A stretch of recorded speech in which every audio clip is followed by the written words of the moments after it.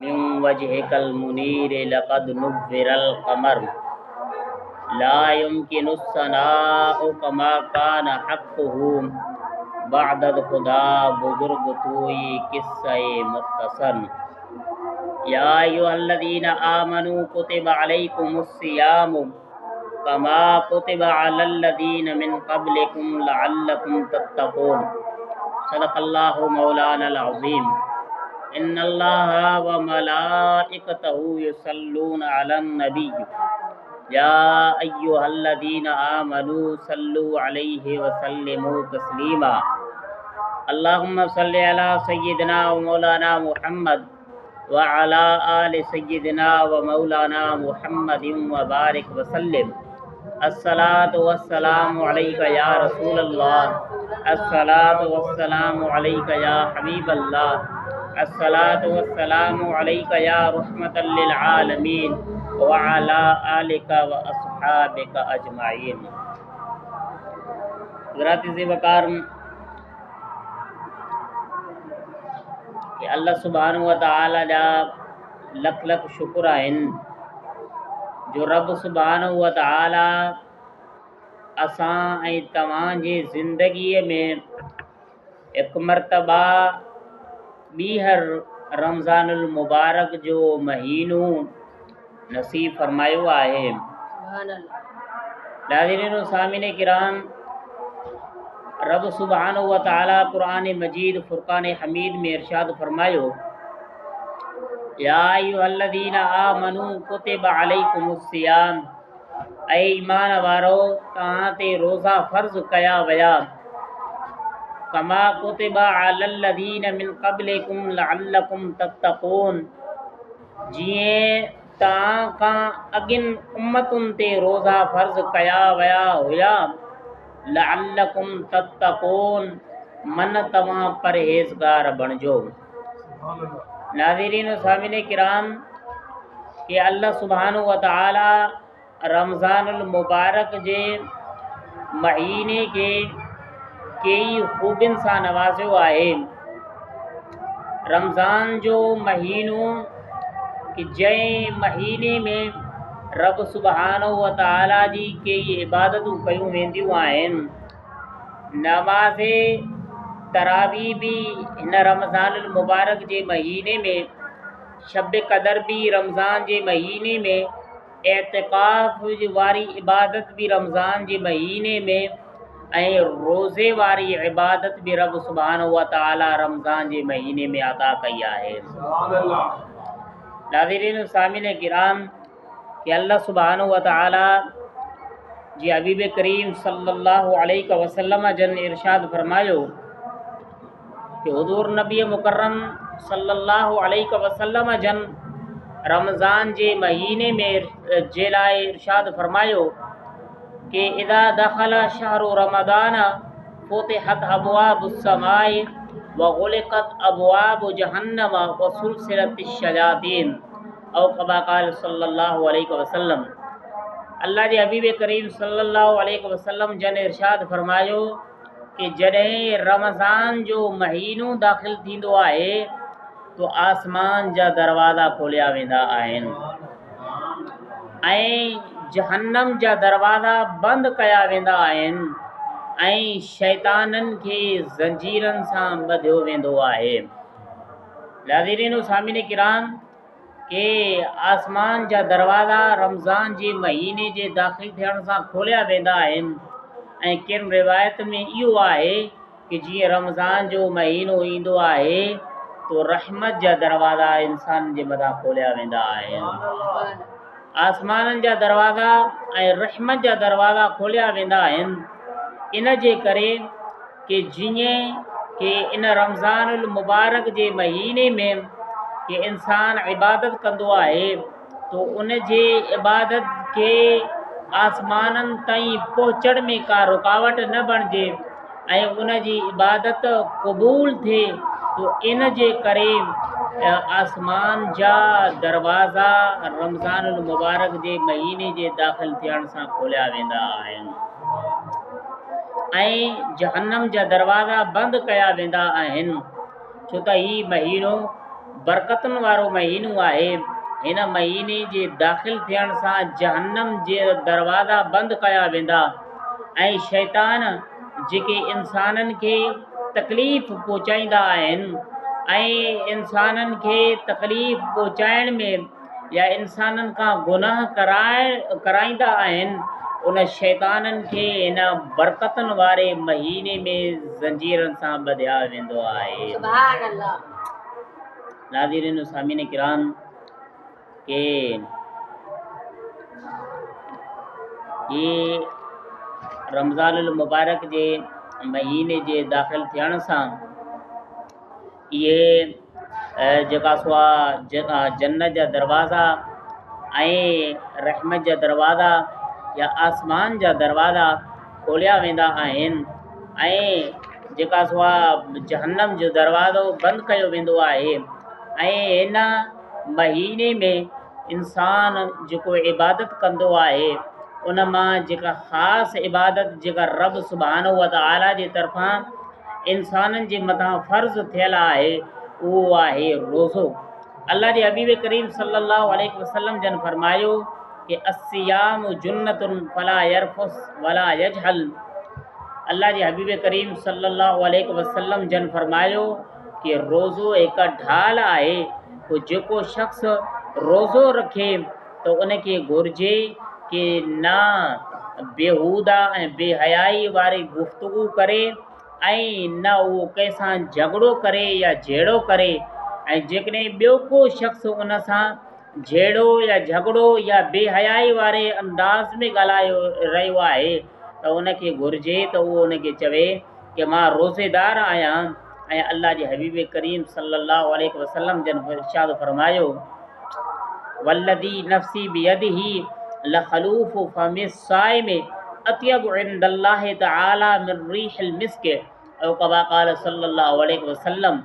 अल्लाह जे हबीब करीम सल्लल्लाहु अलैहि वसल्लम जन कसम खणी करे इरशाद फरमायो, अल्लाह जे हबीब करीम सल्लल्लाहु अलैहि वसल्लम जन इरशाद फरमायो कि उन ज़ात जो कसम जंहिंजे दस्ते कुदरत में मुस्तफ़ा करीम सल्लल्लाहु अलैहि वसल्लम जन जी साह आहे कि रोज़ेदार जे वात जी जेका बू आहे उहा अल्लाह वटि मुश्क ऐं अंबर खां बि वधीक पाकीज़ा आहे। यत्रुकु तआमहु व शराबहु व शहवतहु मिन अजली अस्सियामु ली। अल्लाह जे हबीब करीम सल्लल्लाहु अलैहि वसल्लम जन इरशाद फरमायो कि रब सुभाणे व तआला फरमाए थो कि रोज़ेदार के रोज़ो रखंदो आहे तो खाइण खे ऐं पीअण खे ऐं शहवत खे मूं रब जे ख़ातिर छॾे ॾींदो आहे, तर्क कंदो आहे। इन जे करे कि रोज़ो जेको आहे उहो मूं रब सुभाणे व तआला जो ई आहे। व अना अजज़ी बिही ऐं मां ख़ालिक़ काइनात ई उन रोज़े जो अजर ऐं सवाब अदा कंदुसि। वल हसनतु बिअशरि अमसालिहा। अल्लाह जे हबीब करीम सल्लल्लाहु अलैहि वसल्लम जन इरशाद फरमायो जेको हिकु नेकी कंदो आहे कि उनखे 10 नेकियुनि जो सवाब ऐं अजर मिलंदो आहे। ऐं इहो 10 नेकियुनि जो हिकु नेकी जे करण सां 10 नेकियूं ऐं 10 खां वठी 700 ताईं उनखे अजर ऐं सवाब मिलंदो आहे। तो नाज़रीन सामीन किराम के रोज़ेदार जे वात जी ख़ुशबू ऐं उलमाए किराम फरमाइनि था कि रोज़ेदार जॾहिं रोज़ो रखंदो आहे तो उनजो मैदो ख़ाली हूंदो आहे। छो त रोज़े जी तारीफ़ हीअ आहे कि पिरा फुटण खां वठी यानी आज़ाननि जे सुबुह जे आज़ाननि खां वठी ऐं सिज जे लहण ताईं खाइण ऐं पीअण ऐं शहवत खां रुकिजी वञणु इन जो नालो रोज़ो आहे। तो रोज़ेदार जी वात जी जेका बूइ आहे छो त उन जे मैदे जो जॾहिं उन में कुझु बि न विधो वेंदो आहे तो उन जे मैदे में जे ख़ाली हुजण जे करे उन जे वात में बदबू पैदा थींदी आहे। तो अल्लाह जे हबीब करीम सल्लल्लाहु अलैहि वसल्लम जन इरशाद फरमायो रोज़ेदार जी वात जी जेका बू आहे उहा रब सुभानहु व तआला वटि मुश्क ऐं अंबर खां बि वधीक पाकीज़ा हूंदी आहे। हज़रत अल्लामा नूरुल हक़ मुहद्दिस देलवी अलैहि रहमा फरमाइनि था कि अक्सर उलमाए किराम फरमाइनि था कि इन अक्सर आलिमनि चयो आहे कि इन जो मतिलबु हीअ आहे कि रोज़ेदार जॾहिं रोज़ो रखंदो आहे तो रब सुभानहु व तआला जी रज़ामंदी ऐं उन जे रोज़े जी क़बूल थियणु रब सुभानहु व तआला वटि उन जो रोज़ो क़बूल कयो वेंदो आहे। ऐं हज़रत इमाम अहमद रहमहुल्लाह फरमाइनि था कि क़यामत जे ॾींहुं रब सुभानहु व तआला वटि रोज़ेदार जे वात जी बूए रब सुभानहु व तआला वटि मुश्क ऐं अंबर खां बि वधीक ख़ुशबूदार हूंदी। हज़रत अनस रज़ियल्लाहु तआला अन्हु जन इरशाद फरमाइनि था, उन जी रिवायत में आहे कि क़यामत जे ॾींहुं रोज़ेदार जॾहिं क़बर मां ॿाहिरि ईंदा तो उन जे वात मां ख़ुशबू ईंदी ऐं उन जे वात मां ख़ुशबू जे अचण सां ई माण्हू सुञाणे वेंदा कि उहे आहिनि जेके दुनिया में रही करे रोज़ेदार रहंदा हुया ऐं रब सुभानहु व तआला जा फ़र्ज़ रोज़ा रखंदा हुया और वात जे ख़ुशबू जे करे माण्हू उनखे क़यामत जे ॾींहुं परे खां सुञाणींदा।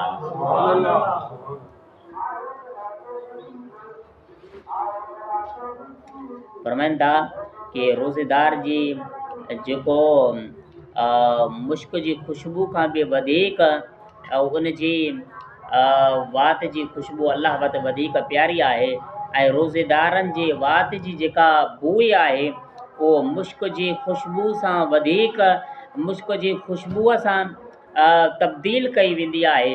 ऐं इन हदीस मुबारक में आख़िर में अल्लाह जे हबीब सल्लल्लाहु अलैहि वसल्लम इरशाद फरमायो कि रब सुभानहु व तआला थो फरमाए अस्सियामु ली, रोज़ो मुंहिंजो आहे। कि उलमाए किराम फरमाइनि था कि जेके बि अमल आहिनि, नमाज हुजे या उन खां अलावा हज हुजे, ज़कात हुजे या जेके बि ॿिया नेक अमाल आहिनि, उहे नेक अमाल जेके बि आहिनि उहे सभु अल्लाह सुभानहु व तआला जा ई आहिनि। तो इन जी वजह कहिड़ी आहे? तो अल्लाह जे हबीब करीम सल्लल्लाहु अलैहि वसल्लम इन रोज़े जे लाइ कि ख़ालिक़ काइनात फरमायो कि रोज़ो मूं रब जो आहे ऐं मां ई उन जो अजर अता कंदुसि। तो अल्लामा मुहद्दिस नूरुल हक़ मुहद्दिस देलवी अल्लामा काज़ी अय्याज़ मालिकी रहमहुल्लाह जे हवाले सां बयानु फरमाइनि था कि इन रोज़े में रोज़ेदार जो को बि, छो त जेके बि ॿिया अमाल नेक अमाल आहिनि, नमाज़ हुजे या ज़कात हुजे, तो नमाज़ इंसान अदा कंदो आहे, उन में क़याम बि आहे, रुकू बि आहे ऐं उन में सजदो कंदो आहे। तो इन सभिनी जो मजमूओ नमाज़ वञी बणिबो आहे। ऐं ज़कात बि हथ सां अदा कबो आहे। जेको हज आहे उन जा बि अरकान आहिनि, उहे इंसान जे उज़वे सां अदा कबियूं आहिनि।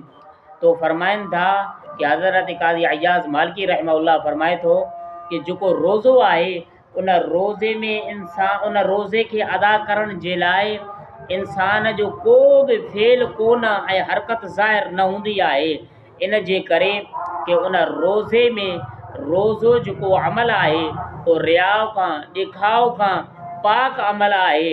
इन जे करे रब सुभानहु व तआला खे ई ख़बर ऐं ॿियो बाने खे ख़बर हूंदो आहे कि ख़बर हूंदी आहे त मूंखे रोज़ो आहे। तो रोज़े जो अमल अल्लाह ऐं उन जे बाने जे दरमियान में हूंदो आहे।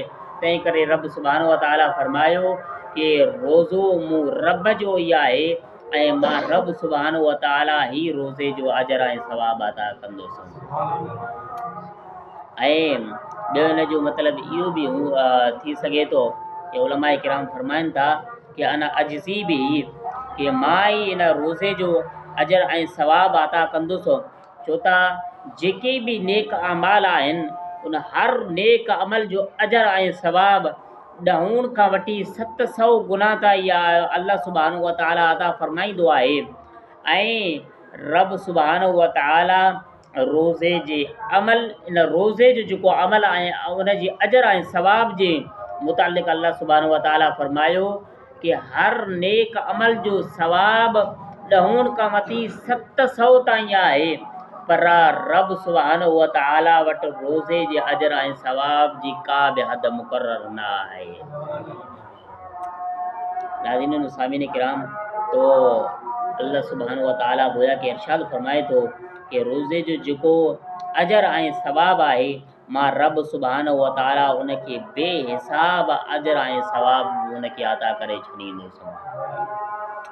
नाज़रीन सामीन किराम के ऐं कुझु उलमा किराम फरमाइनि था, इन जो इहो बि मतिलबु थी सघे थो कि जेको रोज़ेदार हूंदो आहे, उहो रोज़ेदार अल्लाह सुब्हानहु व तआला जो वधीक क़ुर्ब हासिल करे वेंदो आहे।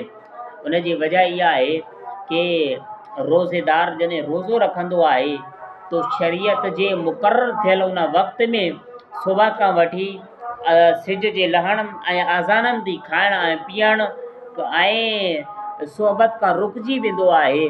तो इहे जेके सिफ़तूं आहिनि उहे अल्लाह सुब्हानहु व तआला जूं सिफ़तूं आहिनि कि रब सुब्हानहु व तआला बि खाइण खां पाक ऐं पीअण खां पाक ऐं शहवत खां पाक।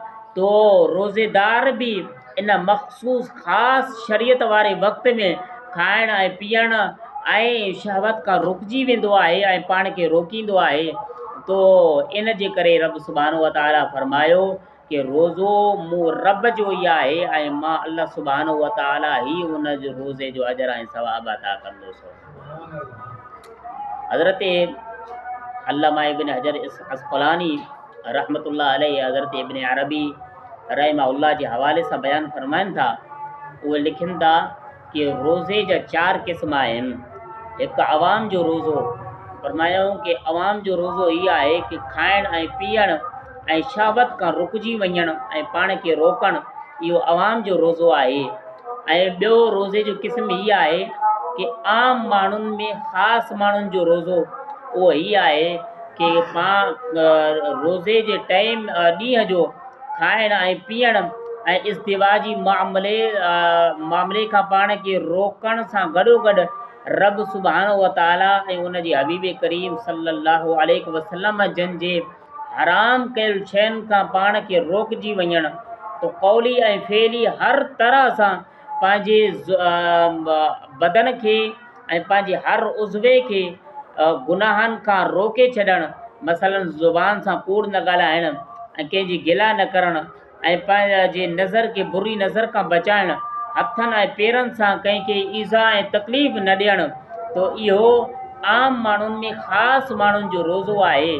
फरमायूं टियों ख़वास जो रोज़ो, यानी उहे जेके अल्लाह सुब्हानहु व तआला खां अलावा गैरुल्लाह जे ज़िक्र खां ऐं उन्हनि जे जेका यादि खां पाण खे बचाए करे ख़ासि अल्लाह जी इबादत में महव ऐं गुम थी वेंदा आहिनि।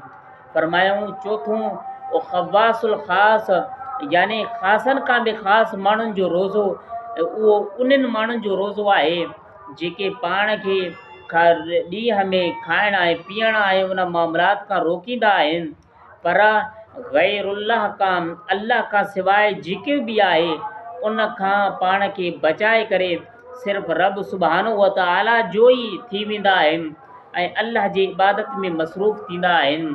तो इहे रोज़े जा 4 क़िस्म आहिनि। नाज़रीन सामीन किराम के अल्लाह जे हबीब करीम सल्लल्लाहु अलैहि वसल्लम जन इरशाद फरमायो कि रोज़े जो कई नबी मुकर्रम शफ़ी उमम रहमत आलम सल्लल्लाहु अलैहि वसल्लम जन रोज़े जे फ़ज़ाइल में इरशाद फरमायो। अल्लाह जे हबीब करीम सल्लल्लाहु अलैहि वसल्लम जन इरशाद फरमायो कि जेको शख़्स रमज़ानुल मुबारक जे महीने में हिकु अमल कंदो आहे, तो हिकु फ़र्ज़ अदा कंदो आहे, तो रब सुब्हानहु व तआला रमज़ान जे महीने में हिकु फ़र्ज़ अदा करण जे बदिले में ॿियनि महीननि में 70 फ़र्ज़नि जेतिरो रब उनखे सवाब अता कंदो आहे। ऐं जेको शख़्स रमज़ान में नफ़िल पढ़ंदो आहे, तो रब सुब्हानहु व तआला नफ़िल वारे नेकीअ जे बदिले में ॿियनि महीननि जे फ़र्ज़नि जहिड़ो सवाब अल्लाह उनखे अता कंदो आहे। नाज़रीन सामीन किराम के जॾहिं ही महीनो ईंदो हुयो, तो अल्लाह जे हबीब करीम सल्लल्लाहु अलैहि वसल्लम जन इन महीने जे दाख़िल थियण खां पहिरियों ई रब सुभान व ताला जा हबीब करीम सल्लल्लाहु अलैहि वसल्लम माण्हुनि जा ऐं सहाबे किराम जा ज़हन बढ़ाइण जे लाइ रसूल करीम सल्लल्लाहु अलैहि वसल्लम जन उन्हनि खे फरमाईंदा हुआ कि रमज़ानुल मुबारक जो महीनो अची रहियो आहे ऐं बरकतुनि वारो महीनो अची रहियो आहे, जंहिं महीने में रहमत बि आहे ऐं जंहिं महीने में बख़्शिश बि आहे ऐं जंहिं महीने जे ॾहाके में रब सुभान व ताला जे तरफ़ां पंहिंजे ॿाननि खे जहन्नम जे बाहि खां आज़ादु करण बि आहे। नाज़रीन सामिन किराम, ये आख़िरी हदीस मुबारक बयान करे कि इजाज़त वठंदुसि अल्लाह जे हबीब करीम सल्लल्लाहु अलैहि वसल्लम जन इरशाद फरमायो। हज़रत अबू हुरैरा रज़ी अल्लाह ताला अन्हु जन खां रिवायत आहे, उहे फरमाइनि था कि मन काम लैलतुल क़द्र ईमानन वहतिसाबन गुफ़िर लहू मा तक़द्दम मिन ज़म्बिही व मन साम रमज़ान ईमानन वहतिसाबन गुफ़िर लहू मा तक़द्दम मिन ज़म्बिही। कि अल्लाह जे हबीब करीम सल्लल्लाहु अलैहि वसल्लम जन इरशाद फरमायो, जंहिं शख़्स लैलतुल क़द्र वारी राति ईमान ऐं सवाब जे नियत सां क़याम कयो तो रब सुभान व ताला उन जा अॻियां ऐं पोयां सभु गुनाह माफ़ करे छॾींदो आहे। तो लैलतुल क़द्र बि इन रमज़ानुल मुबारक जे महीने में आहे ऐं लैलतुल क़द्र जे बारे में इंशाअल्लाह हिकु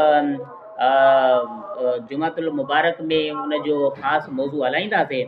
ऐं अल्लाह जे हबीब करीम सल्लल्लाहु अलैहि वसल्लम जन इरशाद फरमायो, वमन साम रमज़ान ईमानन वहतिसाबन गुफ़िर लहू मा तक़द्दम मिन ज़म्बिही। अल्लाह जे हबीब करीम सल्लल्लाहु अलैहि वसल्लम जन इरशाद फरमायो, जंहिं शख़्स रमज़ानुल मुबारक जा रोज़ा ईमान ऐं सवाब जे हासिल करण जी नियत सां रखिया तो रब सुभान व ताला उन जा अॻियां सभु गुनाह माफ़ करे छॾींदो आहे। तो नाज़रीन सामिन किराम, के इन जे करे कि रमज़ानुल मुबारक जे महीने में रब सुभान व ताला जी ख़ासि इबादत करणु घुरिजे ऐं क़यामत जी ॾिहाड़े सभु जन्नती जन्नत में हलिया वेंदा। तो जेके रोज़ेदार हूंदा उन्हनि रोज़ेदारनि जे लाइ जन्नत जो दरवाज़ो ई अलॻि रखियो वियो आहे, जंहिं दरवाज़े खे बाबुर रैयान चयो वेंदो आहे। तो नाज़रीन सामिन किराम, कि हर अमल वारे खे पंहिंजे ई नमाज़िन खे नमाज़ वारे दरवाज़े सां सॾियो वेंदो।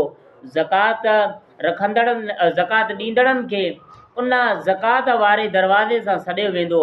जिहाद कंदड़नि खे मुजाहिदनि खे उन जिहाद वारे दरवाज़े सां सॾियो वेंदो ऐं रोज़ेदारनि खे क़यामत जे ॾिहाड़े बाबुर रैयान यानी उन दरवाज़े सां सॾियो वेंदो जंहिं दरवाज़े खे रखियो ई उन रोज़ेदारनि जे दाख़िल थियण जे लाइ वियो आहे। नाज़रीन सामिन किराम, अल्लाह सुभान व ताला असांखे इन रमज़ानुल मुबारक जे महीने जे तक़द्दुस जे जेका सो सही माना में इन महीने जी हुकूक अदा करण जी तौफ़ीक़ अता फ़रमाए ऐं इन महीने में के असां सभिनी खे घुरिजे कि ख़ासि करे इन महीने जो ज़रूरु लिहाज़ रखणु घुरिजे ऐं अल्लाह सुभान व ताला जी इबादत करणु घुरिजे।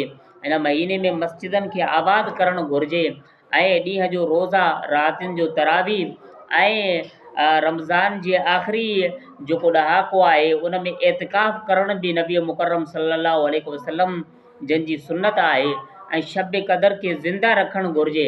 रब सुभान व ताला असां सभिनी खे अमल करण जी तौफ़ीक़ अता फ़रमाए। वाख़िरु दावाना अल्हम्दुलिल्लाहि रब्बिल आलमीन।